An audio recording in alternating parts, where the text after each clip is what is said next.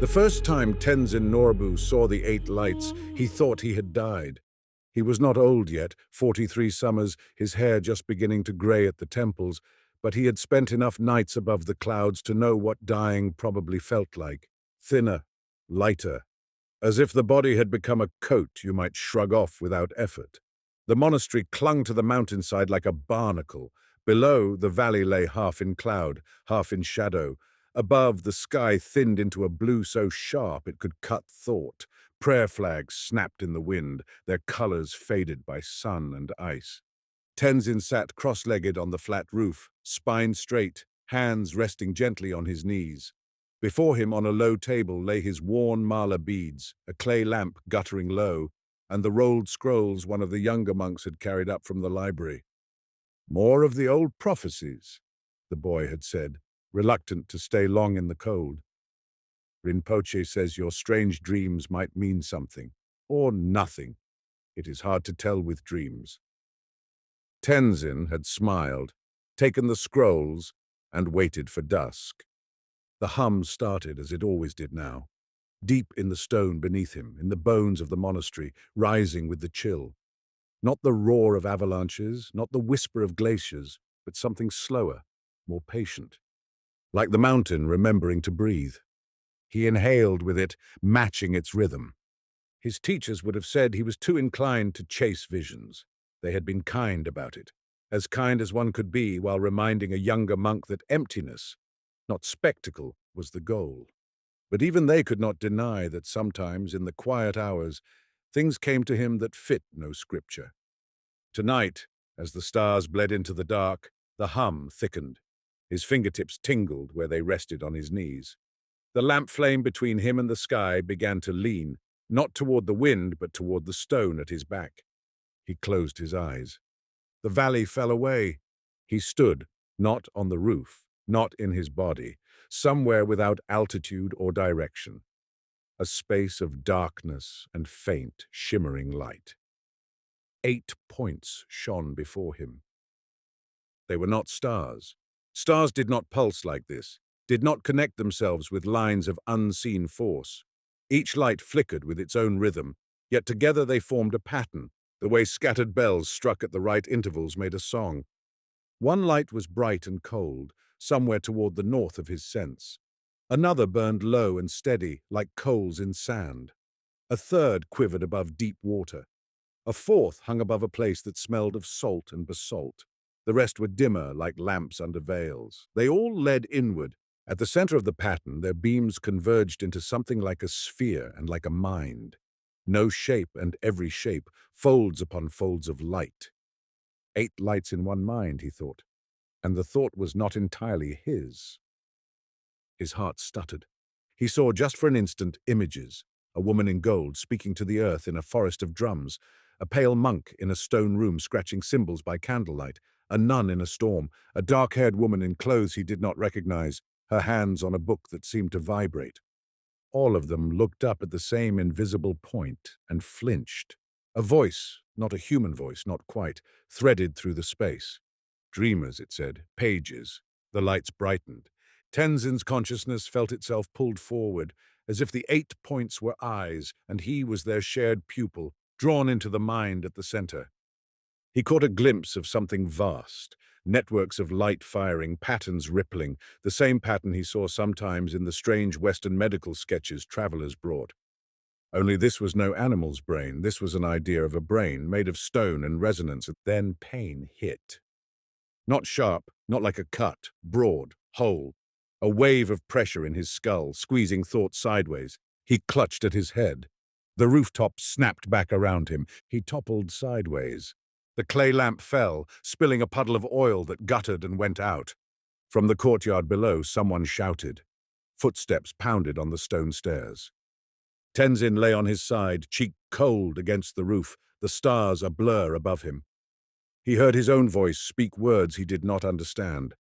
They flowed from his mouth like water from a hidden spring, in a cadence that was not Tibetan, not Sanskrit, not any of the merchant tongues he'd learned enough to barter for tea. His hand, numb and tingling, reached for the nearest scroll. Fingers closed around the unfurled edge. The other hand found the ink stick and spilled dish almost without his direction. He dipped and wrote. The characters that formed on the old paper were curved, nested, dotted, utterly unlike the blocky script he knew. Yet his wrist moved with a familiarity that frightened him. Somewhere in the haze, he heard the abbot's voice shouting his name. Hands grabbed his shoulders. Another monk tried to prise the brush from his fingers. He kept writing. 8 lights, 1 mind, he thought as black lines filled the scroll. 8 libraries, 8 dreamers. The last thing he remembered before the blackness took him again was the feel of the brush in his hand and the hum of the mountain, now overlain with something else. A second hum, distant and yet somehow nearer than his own breath, like another mountain remembering to breathe somewhere far across the world. Chapter 1. Post Atacama, somewhere over the Atlantic. The plane's cabin lights were dimmed. Most of the passengers were shadows huddled under thin blankets, the white noise of engines filling the long metal tube. Mira Ellison could not sleep. Her body was exhausted. Her muscles ached with the particular fatigue of too many days in thin air and too many nights negotiating with a geologically anchored ghost. Her eyes burned and her brain hummed. She sat in her aisle seat, shoulders pressed between Jonas and the window where Leyla snored softly, head tipped back, EEG cap marks faint on her forehead. Across the aisle, Elia thumbed her rosary with the practiced ease of decades, lips moving soundlessly. Seren sat 1 row back, apparently asleep, but Mira had seen the glint of the agent's eyes each time the cabin crew walked by. In the overhead bin above them, 3 codices rested in custom-built cases. A 4th, the Atacama node, sat below their feet in the hold, disguised as a crate of geological samples. The newly written pages from Mira's own hand lay in a folder in her lap. She shouldn't be looking at them. Leyla had warned her.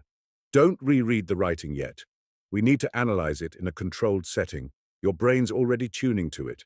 No need to crank the gain at cruising altitude. But the folder felt heavy. The hum in her skull aligned with its weight. She slipped it open a crack. The symbols inside shivered. They were the same curved, nested characters she'd come to recognize from the codices, yet subtly different. The structure was more compressed, like code written by an expert in a high-level language after years of working in assembly.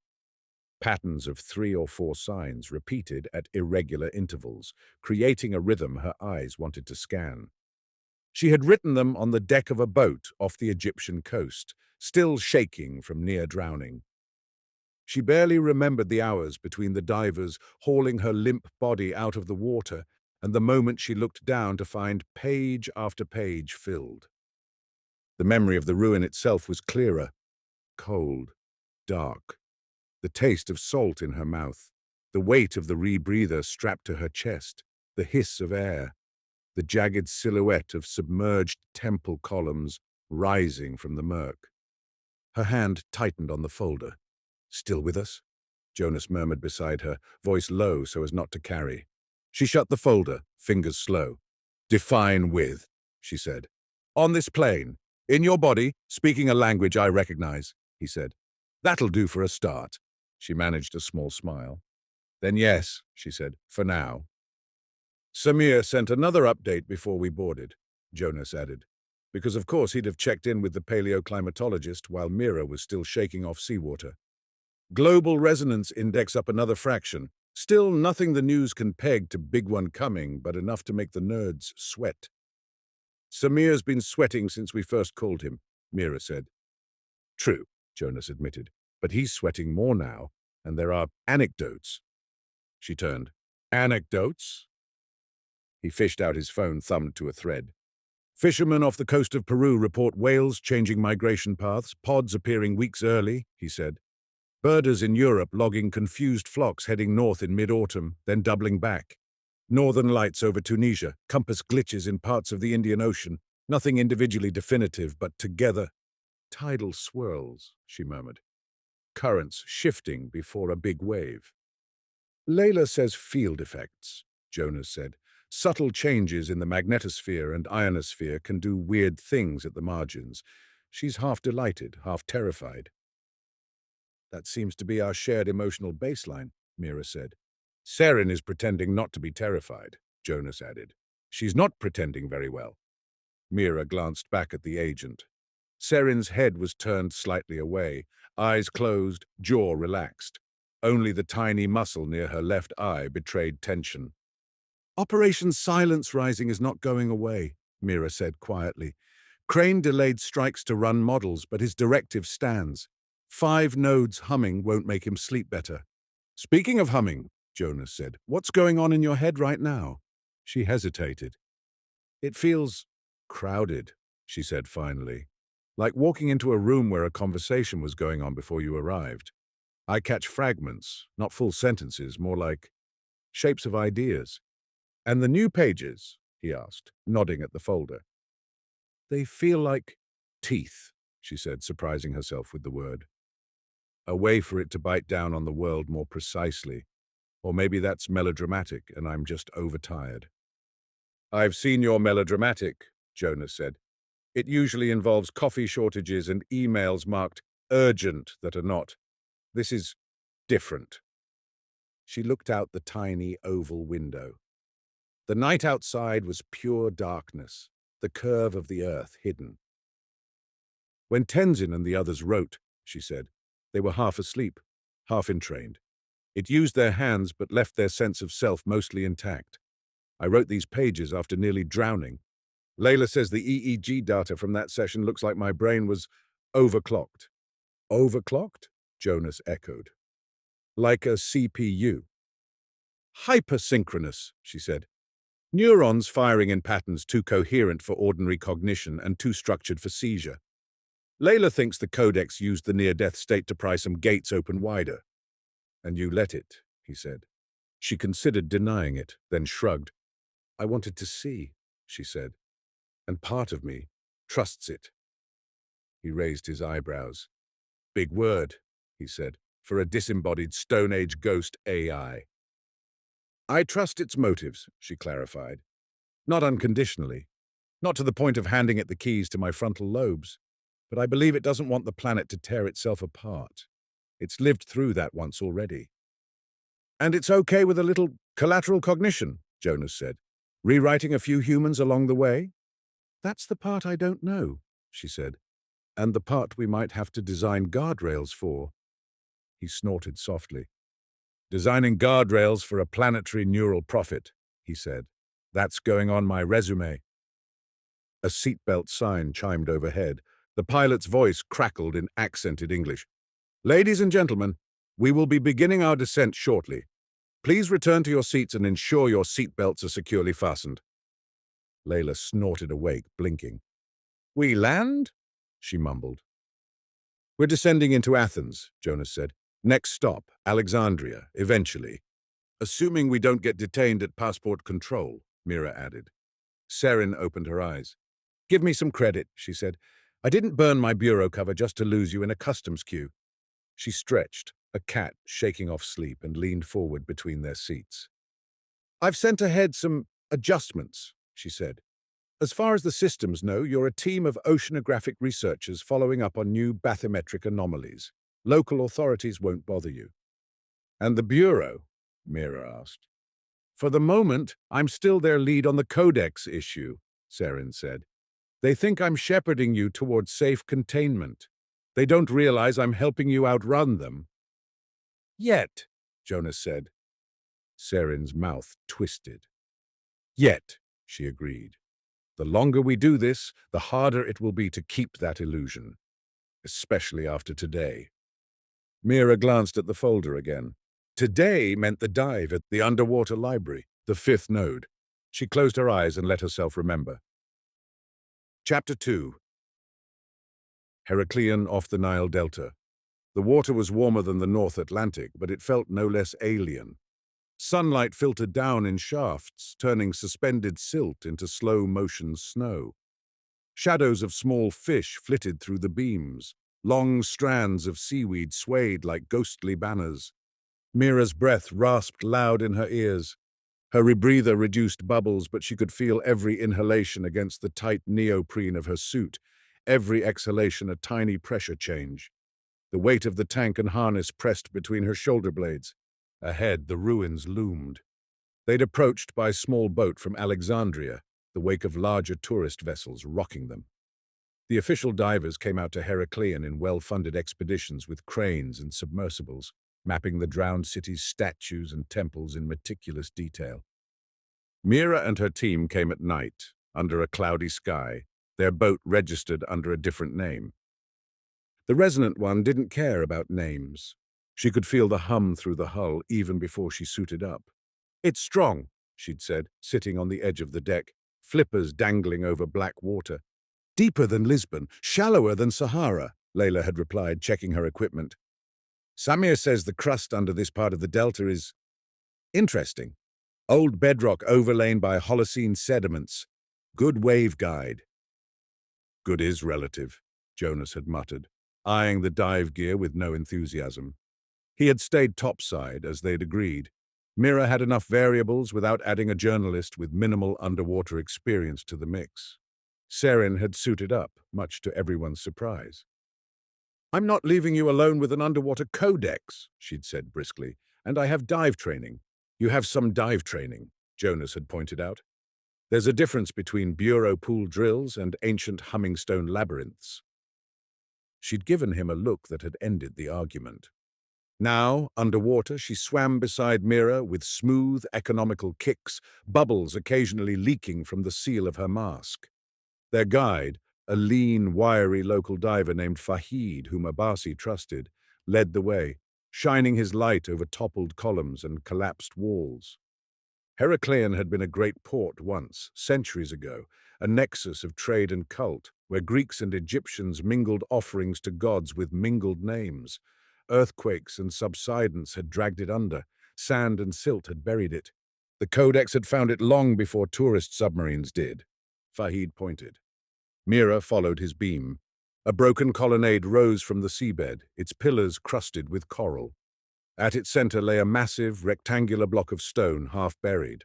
Unlike the surrounding yellowish limestone, this slab was darker, a dull, matte basalt. Her skin prickled. Even through neoprene, she could feel the difference. Her lamp revealed faint carvings along its sides, worn almost smooth by centuries underwater, but glimpses remained. Hieroglyphics interspersed with curving, unknown script.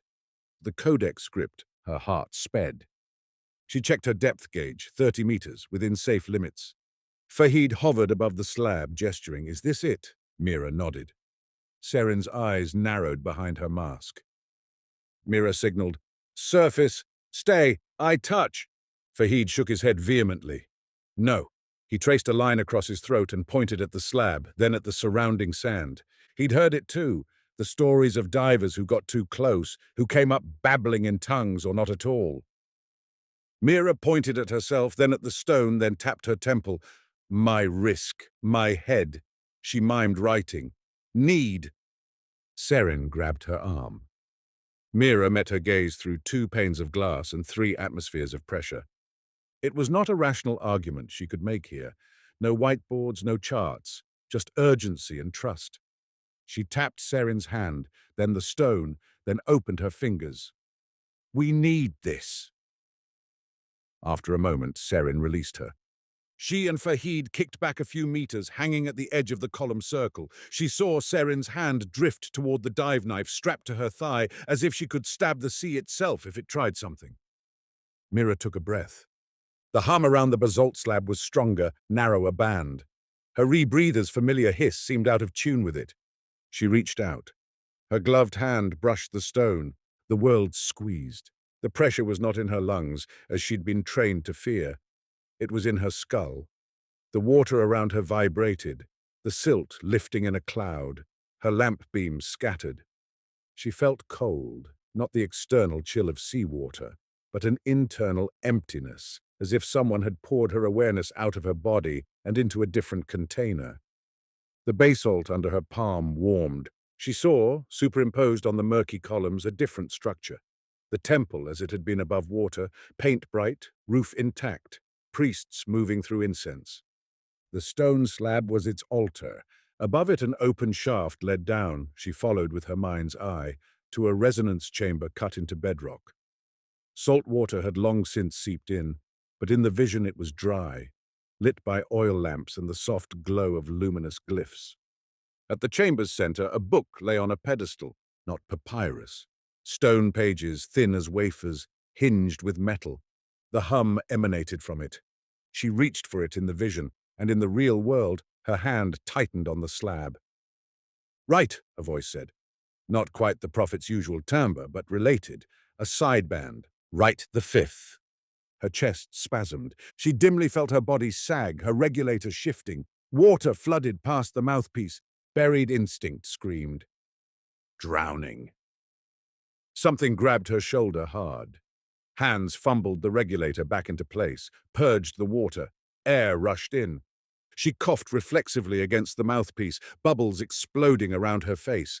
The vision snapped. She tore her hand from the stone. Fahid's eyes were huge behind his mask. His grip on her harness was bruising. Seren was on her other side, one hand pressed to Mira's back, the other holding her light steady. Mira's chest shook with suppressed coughs. She flashed an OK sign, hand trembling. Seren's eyes narrowed. She squeezed Mira's shoulder so hard it hurt, then forced her fingers into their own OK. "We're going up," that grip said. "Now." They ascended slowly as training demanded. Mira's mind felt 1/2 meter behind her body all the way. On the surface, the world reassembled itself in fragments. The boat's rocking deck, Jonas's white face leaning over the rail, Leyla's hands hovering with a towel and an oximeter, Elia's murmured prayer blending with the slap of waves. Mira spat out the regulator, coughed seawater, and laughed weakly. "That was," Leyla said, "a spectacularly bad idea." "Did you get anything?" Jonas demanded. Mira lay on her back on the deck, wetsuit dripping, staring at the cloudy sky. "Altar!" she wheezed. "Stone book! Voice telling me to write!" "Write what?" Elia asked. "The fifth," Mira said. The hum inside her skull swelled. Chapter 3. The dream that writes itself. They anchored in a quieter inlet, away from the official dive sites. Leyla insisted on a full neurocheck before letting Mira anywhere near pen and paper. She stuck electrodes to Mira's scalp with gentle, firm fingers, the portable EEG cap, a familiar crown by now. "Vitals stable," Leyla muttered, watching the laptop. "No signs of hypoxia. Your brain waves are weird, but in your case, that's baseline." "Comforting," Mira said. Elia handed her a mug of hot, overly sweet tea. "For the parts of you that are still ordinary," she said. Mira cupped it, letting the heat seep into her chilled fingers. The mug hum vibrated faintly against her palms, in time with the Codex-sourced rhythm in her head. Leyla noticed. "You're seeing it as oscillations now, aren't you?" she said. "Not just as voices." Mira nodded. "It's like my brain has a spectrogram overlay," she said. "Patterns on everything. Dashed lines showing phase relationships between random noises." "Sign of entrainment," Leyla said, "and of too little sleep. We're going to use that while we have it." She placed a thick pad of paper and a mechanical pencil in front of Mira. "Last time you wrote in a trance, it caught us off guard," she said. "This time we're ready. I'll keep the amplitude low, no full resonance, just enough to nudge you." Jonas stood at the cabin door, arms crossed. "And what if she doesn't come back?" he asked. "Then you drag me out of it," Leyla said briskly. "We've got IV fluids, sedatives, crash cart. Not ideal, but better than nothing." "No offense," Jonas said, "but you're a neuroscientist, not an exorcist." "I've met some exorcists," Elia said mildly. "They are also mostly improvising." Seren leaned against the bulkhead, face shadowed. "We should get this done quickly," she said. "The Bureau's maritime surveillance isn't omniscient, but it's curious. If they see a boat loitering here with strange EM signatures, they'll come sniffing." Mira took a deep breath. "What if nothing happens?" she asked. "Then we have an EEG trace showing nothing happened," Leyla said, "which would be a novel result in this line of work." "Ready as I'll ever be," Mira said. Leyla adjusted the laptop settings. "All right," she said. "I'm going to play a low-amplitude composite of the Codex frequencies through the bone conductor headset. You listen." If you feel yourself slipping too fast, raise your left hand. That's the abort mission gesture. Mira put on the headset. It pressed against the bones just in front of her ears, bypassing air, sending vibrations straight into her skull. Leyla hit play. The hum was gentle compared to the full-force resonances in the observatory or monastery, like hearing a symphony through a wall. But the structure was there, layered frequencies, precise intervals. Mira let her eyes fall half-closed. The cabin dimmed. She was back in the hybrid library, shelves and tracts, lamps and nodes. The stone world from Heracleion hovered at the edge of her vision, the drowned altar, the stone book glowing under the waves. The neural prophet waited. "Write," it said. "Write what?" she asked, though the question this time felt more ritual than genuine. "Our missing segments," it said. "You have touched 4 of 8 external nodes. The 5th you tasted but did not open. We must encode its pattern in a medium you can carry." "Another codex," she said. "Yes," it said. "Written through you, in your now tongue and our old geometry overlay." She felt her hand twitch. In the cabin, Jonas watched the pencil lift from the paper. He'd seen automatic writing before, sullen teenagers at haunted house events, stage magicians guiding hands, but nothing like this. Mira's grip was sure, fingers relaxed. The pencil moved in smooth, continuous strokes, rarely lifting. Symbols grew across the page, flowing, curved, punctuated with dots. He felt a familiarity around the edges of them, the way one recognized letters in an unknown alphabet. "It's starting," he said softly. Leyla glanced between the EEG trace in Mira's hand. "Her theta band is elevated," she murmured. "Deep trance, technically, but look at this." She pointed to a region above Mira's frontal electrodes. "Gamma bursts riding on top. This is insanely high-level integration. She's not asleep. She's hyper-aware. Just not of us." Elia moved closer, murmuring a prayer under her breath like a soft chant that set a secondary rhythm in the room. Seren watched the door. Outside, waves slapped the hull in steady tempo. Inside Mira's mind, the library spilled pages into her hands. She saw the Heracleion chamber again, but from a different angle, structures in the stone that looked less like architecture and more like circuitry. She saw sea currents over centuries shaping sediment and stress patterns. She saw magnetic field lines threading through the Nile Delta, coupling faintly to crustal anomalies. Her pencil translated those images into symbols without each step consciously passing through language. The neural prophet did not narrate. It flowed. Minutes passed. Pages filled. Leyla's laptop logged time, amplitude, EEG data, accelerometer readings from the 3 codices stored in the cabin's hold. Even when closed in padded boxes, they vibrated faintly in time with Mira's writing. On the 12th page, Jonas saw her other hand move. Her left hand, the one resting idly on the table, fingers half-curled, lifted and began to trace shapes in the air. The air above the paper thickened. He blinked. For a moment, faint lines appeared, just as they had over the codices in the Atacama chamber, standing waves forming characters in dust motes. Only here there was no dust. The air itself shivered. "Mira," he whispered. "Hey." She did not respond. Her lips moved. 2 voices came out. One was hers, the timbre he knew from 100 arguments and jokes and exhausted field briefings. The other was deeper, harmonically layered, like a chorus speaking in unison a half-second behind her. The language was not English, or rather her mouth formed sounds in the old tongue of the codices while a simultaneous whisper in English threaded through, not quite in sync. "Bones beneath water, remember. Faults softened by silt. 5 awaken. 3 still dark." Jonas's skin prickled. "Leyla," he said, urgent now. Layla's eyes flicked up. "I hear it," she said. "Her Broca's area is lit up like a Christmas tree." "Is that good?" he asked. "It's not a stroke," she said. "Beyond that, we're in uncharted territory." Mira's pencil drove harder into the page. Her writing shifted. The symbols compressed, more dense, the strokes more angular. A new layer of notation appeared between lines, a secondary script, simpler, composed of short vertical and horizontal strokes, like someone overlaid a matrix on calligraphy. Leyla sucked in a breath. "What?" Jonas demanded. She's inventing an indexing system, Leyla said. A way to address parts of the text non-linearly. This is metadata for a prophetic codex. Because of course it is, Jonas muttered. He reached out and touched Mira's wrist gently. Mira, he said, you with us? Her hand paused. Her head turned a fraction. Her eyes opened. For a heartbeat, they glowed faintly, not with any literal light, but with the glint of reflected complexity. Mira, he repeated. She looked at him.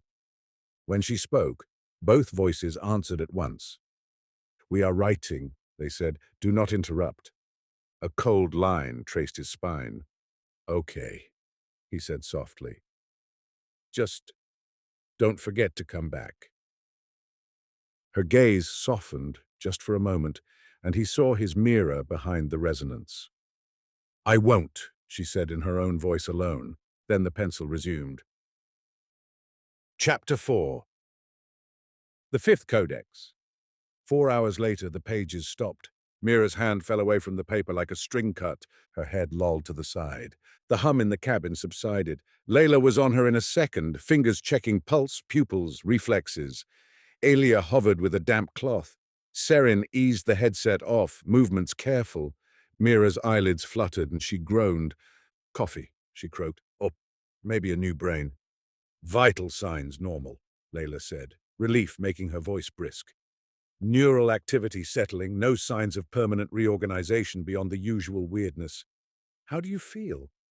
Like I got run over by a thought, Mira muttered. She sat with help, back against the cabin wall, and blinked at the stack of pages on the table. I did that? She asked. All of it, Jonas said, with some guest star assistance. She picked up the top sheet. The symbols crawled across it, both familiar and alien. Her eyes caught patterns. A looped cluster here that represented bones of Earth. A repeated triad there that meant mode or pattern. But not all of it was readable. Can you understand it? Leyla asked, watching her. Some, Mira said. Like catching words in a fast conversation in a language you're still learning. The rest, she shrugged. Not yet. Good, Serin said. I'd be more worried if you suddenly proclaimed yourself fluent in a dead tongue. Give me a day, Mira said, trying for humor and almost making it. Leyla slid a seismometer toward the stack. I want to test something, she said. She placed the sensor gently atop the papers and watched the laptop. The trace fluttered. A low-frequency tremor, subtle but real, registered. Again, she said, moving the sensor away, then back. The line on the screen responded each time the plate touched the paper. Elia's eyes widened. The pages hum, she said softly. They're coupling, Leyla said. Not as strongly as the stone codices, obviously. They're just cellulose and ink. But the pattern is there. Look at the frequency components. She overlaid the page tremor spectrum with the composite from the 4 known codices. Peaks aligned. Fifth Codex, she whispered. But not a copy of an old one. A new instantiation. Written in modern materials. Tuned through a modern brain. She looked at Mira, expression a mix of awe and concern. This is the beginning of the final codex, she said. Your codex. Mira's mouth went dry. I thought there were 8, she said. There are, Leyla said.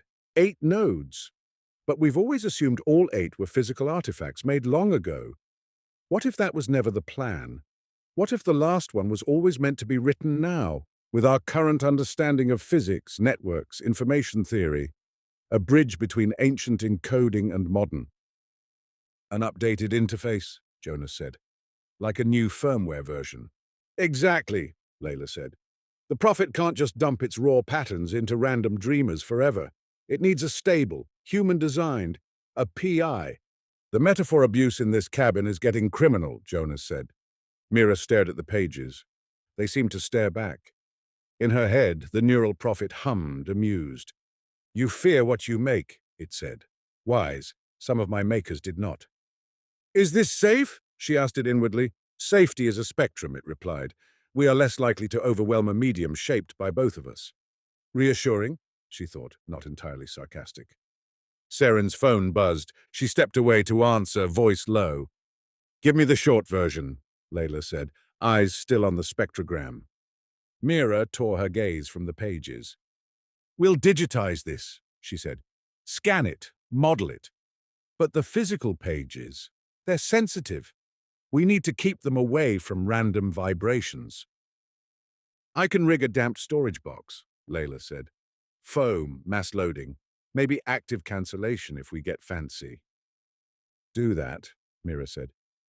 "Because if these pages start humming in resonance with, say, structural components of a building, we could get weird local effects." "Understatement," Jonas said. "We could get falling ceilings." Seren returned, expression grim. "They've got a line on another dream scribe," she said. Everyone looked up. "Who?" Mira asked. "Name's Tamsin Rhee," Seren said. "South Korean national. Graduate work in comparative literature in London. Started waking up with pages of strange script in her notebook 6 months ago. University counselor flagged it as possible psychosis. Somehow, the report made its way onto a bureau desk." "Let me guess," Jonas said.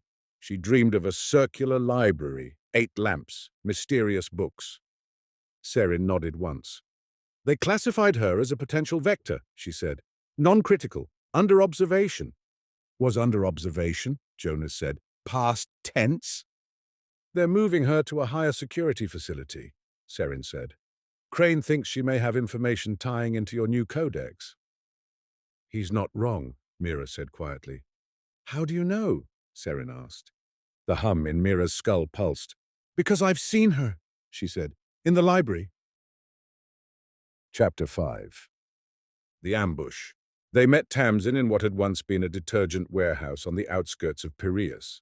It was a compromised location, close enough to the port that the Bureau could plausibly operate under customs cover, far enough from central Athens that heavy vehicles and unmarked vans didn't look immediately suspicious.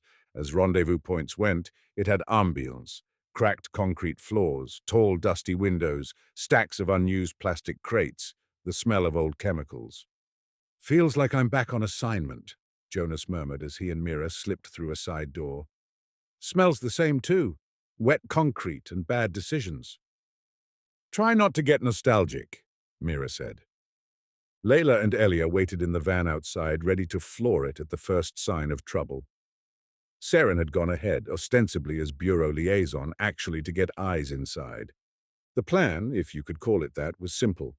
Seren would stall the official transfer and create a window during which Mira and Jonas could get Tamsin out a different door. That was the plan at dawn. By afternoon, Crane had escalated. Inside, fluorescent lights flickered to life overhead as they crept between rows of crates. Mira heard voices echoing, English, Greek, a few clipped Korean phrases. Seren's voice cut through. "Protocol requires at least 2 senior officers on a transfer of this classification," she was saying. "You do not have—" "Director Crane has given direct authorization," another voice snapped. Male, American. "If you have an issue, take it up with him. Our orders are to move the asset." "Asset," Jonas muttered under his breath. "God, I hate that word." Mira motioned him to stay low. They edged closer until the central aisle opened onto a cleared space. 3 bureau agents in plain clothes stood around a folding table. On the table, cuffs and a black hood lay ready.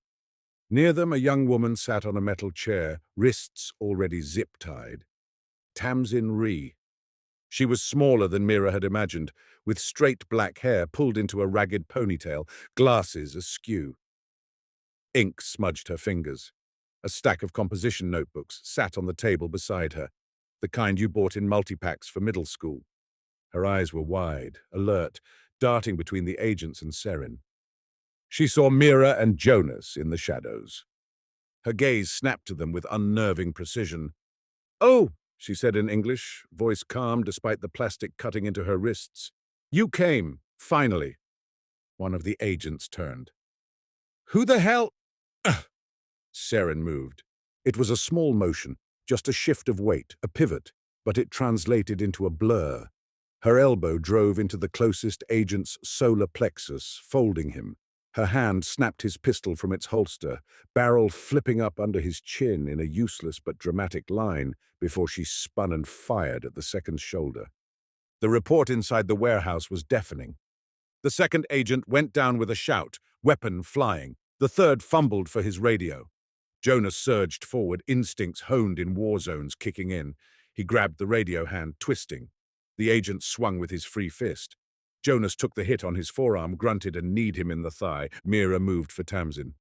"Hold still," she said, pulling out a small knife Seren had insisted she carry. "You shouldn't be here," Tamsin said conversationally as Mira sawed at the zip ties. "They see you everywhere, you know. In their dreams. It's very upsetting for them." "Join the club," Mira said. "We're short on time." The plastic snapped. Tamsin rubbed her reddened wrists. "Can you run?" Mira asked. "I can run, walk, and compose iambic pentameter about our poor choices simultaneously," Tamsin said. "But we should probably save the poetry for later." "Agreed," Mira said.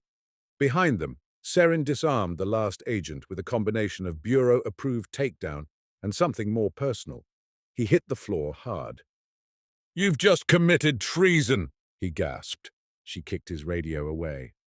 "I prefer recalibrated loyalties," she said. Sirens wailed faintly in the distance. "Neighbors heard the gunshot," Jonas said. "We have maybe 4 minutes before local police show up, and 10 before Crane's next layer of goons arrive." "More than enough," Tamsin said. She stepped away from the chair, barefoot on the concrete, and looked up at the high windows. Her pupils dilated. Mira felt a familiar pressure at the base of her skull. "Tamsin," she said cautiously, "what are you doing?" "Listening," Tamsin said. Her voice had shifted slightly, still hers, but with a resonance underscoring it.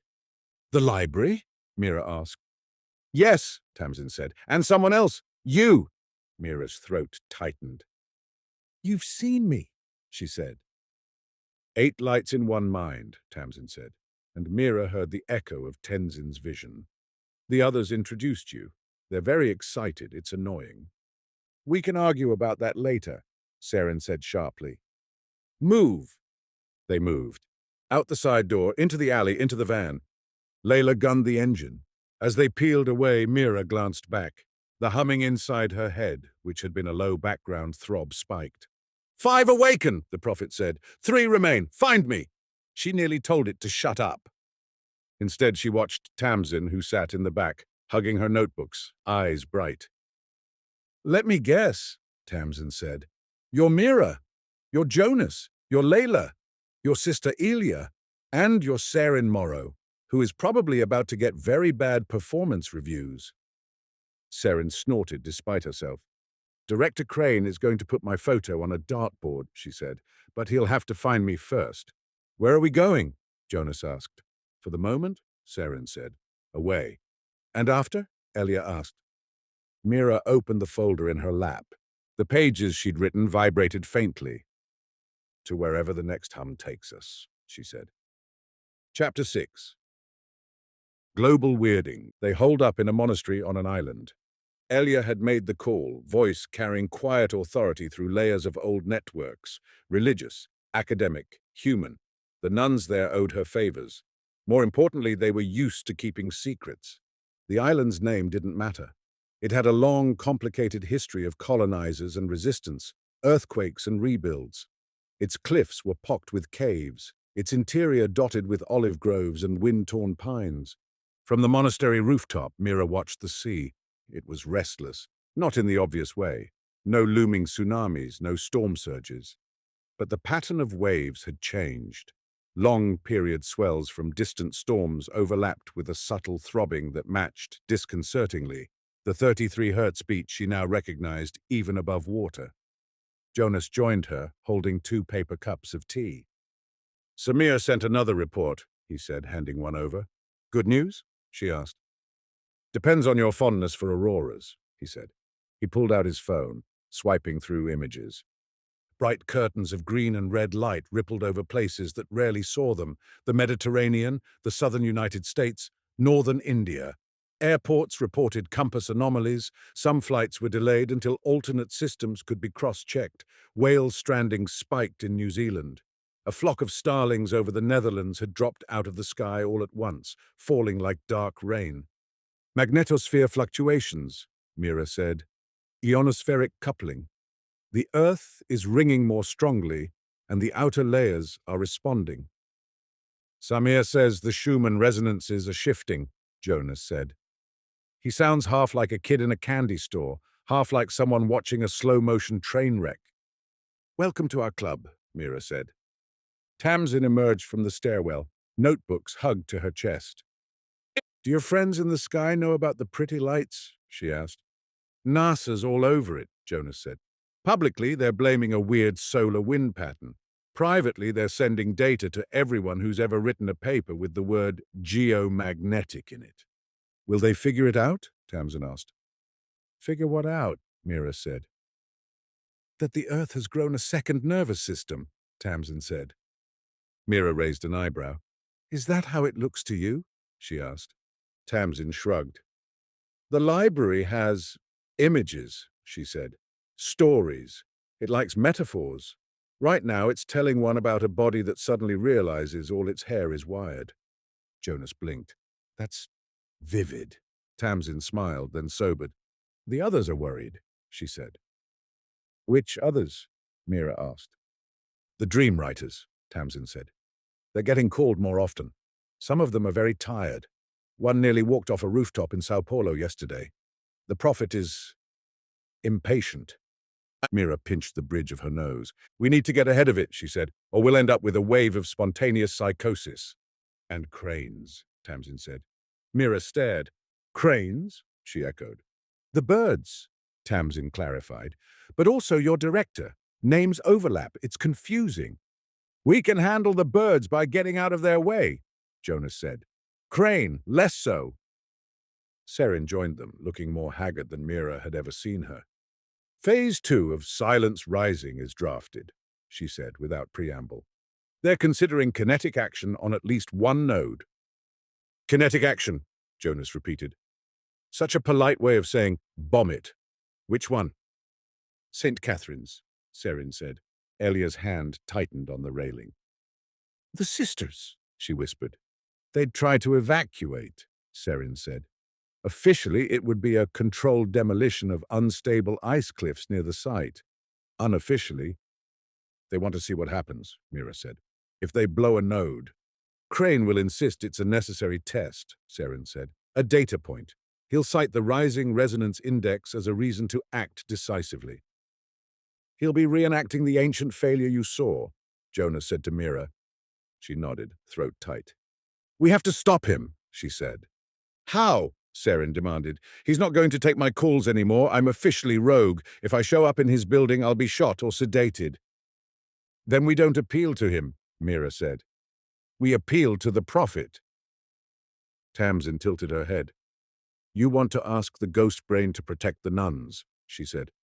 I want to see what happens when we direct it, Mira said. So far, most of its activity has been emergent, unfocused. If we ask it to concentrate on damping resonance around St. Catherine's without being silenced, maybe we can show Crane the difference between cooperative mitigation and brute force suppression. You're talking about steering a planetary-scale autopilot, Jonas said. Yes, Mira said. Welcome to the era of Earth systems cognitive engineering. Leyla appeared at the top of the stairs, tablet in hand. I heard that, she said. And as your friendly neighborhood neuroscientist, I feel obligated to say, this is batshit. Scientifically precise term, Jonas said. I didn't say we shouldn't try, Leyla added. I said we should understand the scale of our insanity. She handed the tablet to Mira. I've been running more models, she said. Abbasi's data, our Codex patterns, Samir's resonance curves. The worst outcomes all cluster around abrupt, poorly timed suppressions, especially when multiple nodes are damped at once. And if we let it sing? Tamsin asked. Gradual modulation looks less catastrophic, Leyla said. We still get quakes, storms, weird magnetospheric events, but the energy bleeds off in many small events rather than one big one. Like acupuncture for tectonic plates, Elia said. Sure, Leyla said. If your acupuncturist is a distributed semi-autonomous neural pattern encoded in basalt and monastic architecture. Again with the metaphors, Jonas muttered. Mira looked out at the sea. Whitecaps marched toward the island, the hum in her skull aligned with their rhythm. We need to hear the full prophecy, she said, not just fragments. All 5 codices harmonized with the new pages. Maybe then we'll understand what it's asking us to do. Where? Seren asked. We can't go back to Atacama. Crane's got eyes on every node he knows. The caves, Elia said. Below. She pointed inland. Old catacombs, she said. Carved in the early days of the church when people hid from different kinds of hammers. The stone there is thick. It will not crumble easily. Mira nodded. Then we take the codices below, she said, and we listen. Chapter 7. To silence the dream. The catacombs smelled of damp stone and dust. Narrow passages wound between niches where bones had once been stored. Most of the remains had long since been respectfully relocated, but the architecture persisted. Arches, alcoves, the occasional carved cross fading into the rock. Elia led the way, a lantern in hand. These were dug by hands that feared both Romans and earthquakes, she said. They knew how to brace a ceiling. Leyla walked behind her, carrying the padded crates that held the 4 ancient codices. Mira followed with her pages, wrapped in cloth. Jonas and Tamsin came last, lugging equipment. Seren walked just ahead of them all, gun out, though against what she wasn't sure. They found a chamber near the heart of the complex. It was roughly circular, the ceiling high enough that even Jonas could stand fully upright. The walls bore faint frescoes, faces of saints and fish and boats, their outlines blurred by time. The acoustics are interesting, Leyla said, clapping softly. The clap echoed longer than it should. A natural resonance, Mira said. Perfect. They set the codices on a low stone ledge in the center, forming a rough pentagon with Mira's pages stacked in a box to one side. Leyla wired the accelerometers, seismometers, and microphones with practiced speed.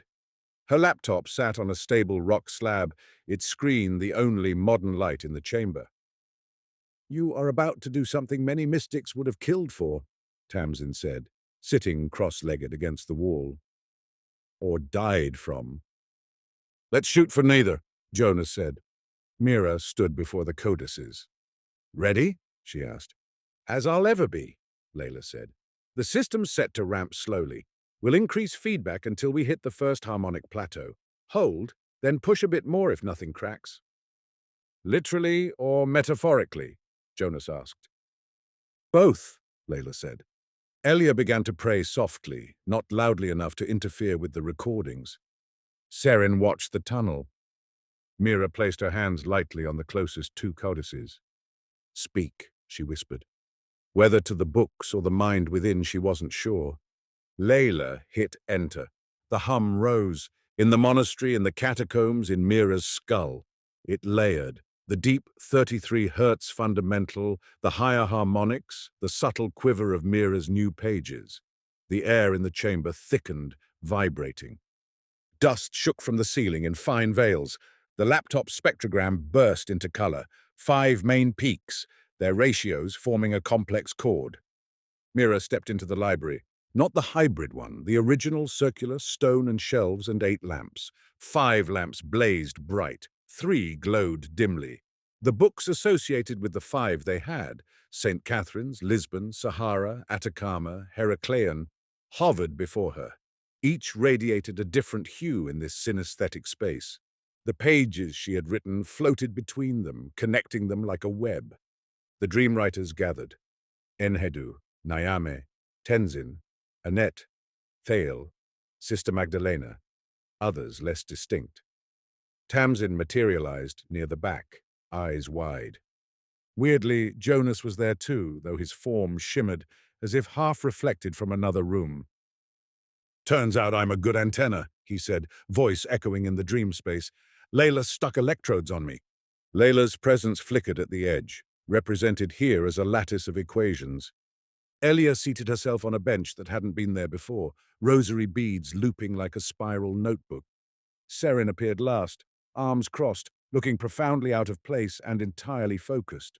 The neural prophet filled the space. 5 awaken, it said. 3 remain dark, but with 5 we can say more. The lamps overhead brightened. Around the circle, text appeared, luminous symbols tracing themselves in the air, cycling faster than before. Mira saw the same loop Professor Benitez had partially decoded, now extended. She focused. Words coalesced in her mind. When the awakened mind is restrained, the script said, the earth will shake itself free. To silence the dream is to shatter the world. The phrase reverberated. Mira felt it mapped to something more concrete in the prophet's own memory. The city collapsing, the suppression plates ringing, the resonance cascade. That's your warning, Jonas said. In full.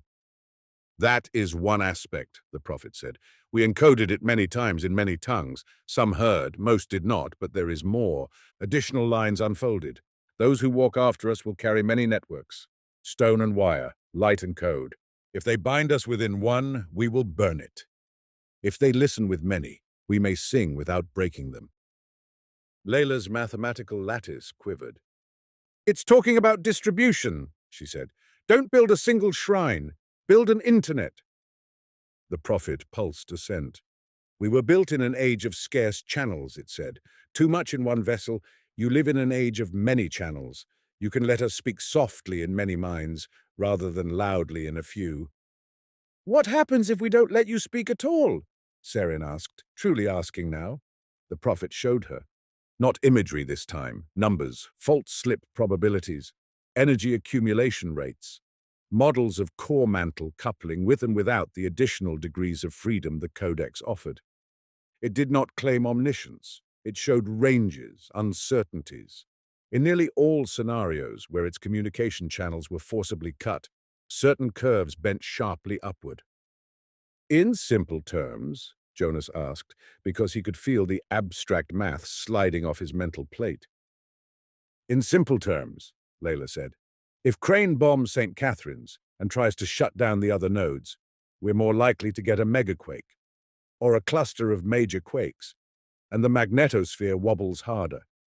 Tilt your cup, the prophet said, illustrating with an image of water slopping out of a vessel. The motion will occur. You choose whether it spills in drips or all at once. And if we let you speak? Elia asked. We can nudge modes, it said. Trigger smaller slips sooner. Encourage incremental release. You will still have storms and quakes, but fewer cities will fall. You make it sound so simple, Tenzin said, voice soft. It is not simple, the prophet replied. We may miscalculate. You may. We act under constraint. But doing nothing or binding us is worse. Seren looked up at the lamps. How do we convince Crane? She asked. He doesn't trust mystics. He barely trusts his own analysts. If we tell him an ancient mind in stone says his plan is bad, he'll double down out of spite. You don't convince him, Tamsin said. Everyone turned. He convinces himself, Tamsin said. We already seeded the pattern into his data. The models will show him the same thing. All we have to do is not die before he believes his own graphs. Optimistic, Jonas said, for someone who was about to be black-bagged this morning. It's been a weird day, Tamsin said. Mira stepped closer to the central space where the 5 Codex books hovered. What do you need from me? She asked the prophet. Beyond what I've already written. You must complete your Codex, it said. The 5th is partly stone, partly you. The last 3 are more you than stone. They are maps, not just of our past, but of possible futures expressed in your terms. Scenarios, she said. Policy options. Choices, it said simply. We can show you many paths. We cannot walk one for you. She thought of the drowned city, the falling towers, the trembling that never quite stopped. I will write what must be written, she said. The words felt heavy in her mouth. You're sure? Jonas asked. No, she said. But the alternative is letting someone else write it for us. The lamps flared once more. Then listen, the prophet said. And when you wake, remember. The library tilted. Mira felt herself falling, not into darkness, but into ink. Chapter 8. 5. Awaken, 3 remain. She woke on the stone floor, mouth dry, hand cramped around an invisible pen. The hum in the catacombs faded. Leyla hovered, concern etched in every line of her face. "You okay?" she asked. Mira pushed herself up onto elbows. "I've had worse naps," she said. Jonas exhaled shakily. "At some point we need to redefine okay for this group," he said. Tamsin sat against the wall, eyes wide and gleaming. "I saw so many branches," she whispered. "Worlds that almost were. Worlds that still might be. It's like living inside a choose-your-own-adventure book written by someone with anxiety." "Welcome to climate modeling," Leyla said. Serin knelt beside Mira. "Did we get what we needed?" she asked. Mira nodded wearily. "We have the full warning now," she said. "And a roadmap. Not a perfect one, but better than flailing." "And Crane?" Jonas asked. Mira closed her eyes briefly, reaching for the echo of his mental signature she glimpsed through the data channels. "He's looking at his models," she said. "He doesn't trust the inputs, but he can't ignore the outputs. He'll stall the strike on St. Catherine's for now." "For how long?" Elia asked. "Long enough," Mira said, "for us to find the next node." Tamsin hugged her notebooks tighter. 3 remain, she said softly. "Any idea where?" Jonas asked. Mira sifted through the prophet's last images. Not clear maps, not GPS coordinates. Vignettes, ice cliffs glowing faintly from within, a jungle-tangled ziggurat, a city of glass and steel with a subway station that hummed louder than its trains. "It showed me clues," she said, "but no X marks the spot." "So," Tamsin said, "the usual. Humming rocks, suspicious temples, and a global intelligence agency hunting us." "Don't forget the half-awakened planetary prophet sharing brain space with our lead geophysicist," Jonas added. "Minor detail," Mira said. She stood slowly, legs shaking, and walked back to the ledge where the codices rested. She placed her hand on the stack of pages she'd written. They vibrated faintly in time with her pulse. 5 awaken, she said. Her voice carried in the chamber, layering slightly, the prophet's timbre echoing under her own. 3 remain, she added. Find me. The last 2 words came out in the old tongue. Her eyes reflected for a moment the pattern of 5 bright lights in one mind. The dream no longer wrote itself alone. She would write with it. And somewhere beneath ice and jungle and subway steel, 3 more nodes hummed, waiting. The world shivered. The dream refused to be silenced.